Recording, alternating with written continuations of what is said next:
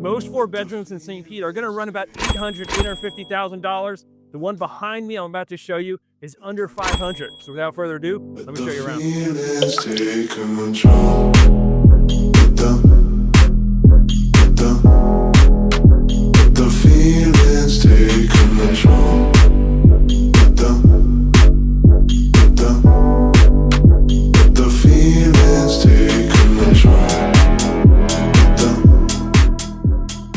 With a 100-foot deep lot, you're also not compromising on the backyard.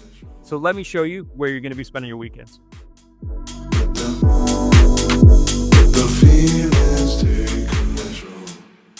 If you like this clip and want to watch another one, go ahead and click here. And if you want to make my day, smash that like button, drop a comment below, let me know your thoughts, and don't forget to subscribe.